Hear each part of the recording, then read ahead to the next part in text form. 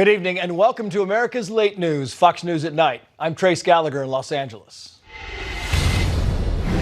And breaking tonight, we have seen it fail in big blue cities across the country, but Los Angeles is now giving the no bail policy another chance. And one famous rapper says the city is, quote, finished. Let's bring in former L.A. County Sheriff Alex Villanueva and criminal defense attorney Brian Claypool. William Lajeunesse, Brian, did a little piece on this today. I want to play kind of a clip of that, and I'll get your opinion. Watch. Multiple times, residents in this L.A. neighborhood witnessed this homeless man vandalize water pipes and cut utility lines without penalty. When you call the police, what do they say to you?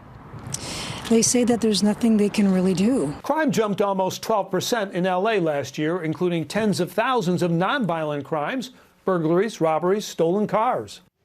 And the police are right, Brian. There's very little they can do, and so the crime just goes on.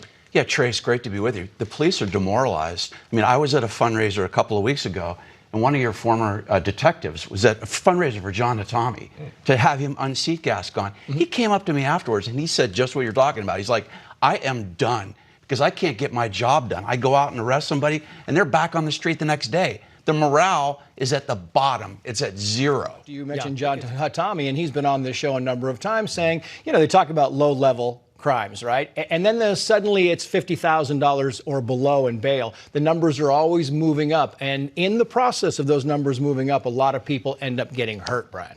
Yeah, Trace, what you're really seeing is a weaponization of the justice system on a local level, right? We've talked a lot about the DOJ, right, on a federal level, but it's happening in people's own backyard. It's not going to be just LA now. It's going to be in other cities across the country. And in 2024, just like the sheriff said, you mentioned the board of supervisors, right? They're in on it too. So is the state attorney general, who's buddies with Gascon, and the governor. So if you're going to vote in 2024, do your research on the local candidates and get educated and vote in candidates who are going to enforce the law and restore public safety.